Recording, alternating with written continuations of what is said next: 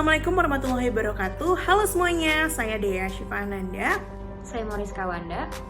Di sini kami akan menjelaskan tentang penelitian kami yang berjudul Analisis Kesadaran Milenial Terhadap Privasi dalam Big Data Media Sosial Instagram. Privasi adalah hal yang penting karena menyangkut informasi seseorang. Privasi dalam big data, apalagi di internet, dapat menjadi ancaman dan permasalahan baru untuk kita semua. Maka dari itu, melalui video ini kami ingin mengedukasi teman-teman milenial supaya memiliki kesadaran dan awareness terhadap privasi dalam big data.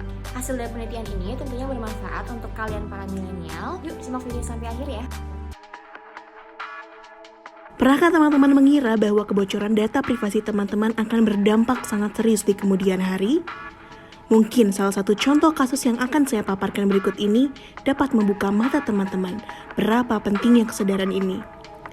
Pasti kalian sudah nggak asing kan dengan fitur @yours Instagram yang booming awal tahun 2022 lalu? Sebuah cuitan dari pengguna Twitter dengan username @ditamukhtar_ viral Selasa 23 November 2021. Cuitannya ini telah disukai lebih dari 45.000 kali, mendapat retweet lebih dari 22.000 kali, dan di-quote lebih dari 5.700 kali. Cuitan viral tersebut berisi informasi mengenai seorang temannya yang menjadi korban penipuan gara-gara ikut serta dalam tren unggahan Instagram Stories lewat fitur stiker @yours. Fitur stiker @yours di Instagram Stories kini memang viral dipakai di kalangan pengguna Instagram. Fitur ini memungkinkan penggunanya untuk berbagai informasi dan pandangan sesuai topik yang dituliskan.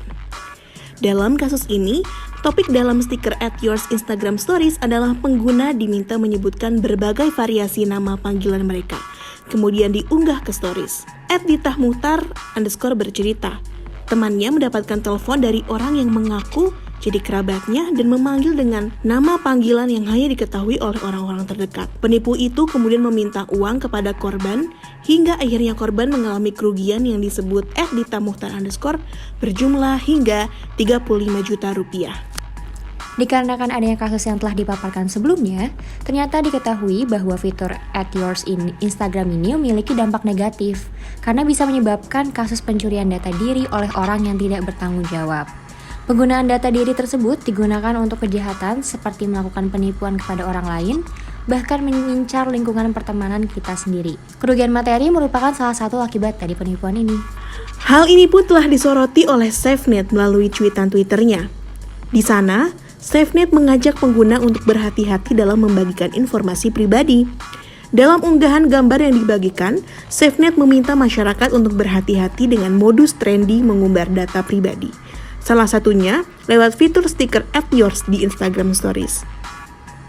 Mengutip cuitan dari akun @awaskbgo yang merupakan bagian dari SafeNet, disebutkan mengumbar data pribadi secara sembrono bisa merugikan kita. Pasalnya, informasi pribadi bisa dimanfaatkan untuk modus penipuan social engineering atau rekayasa sosial.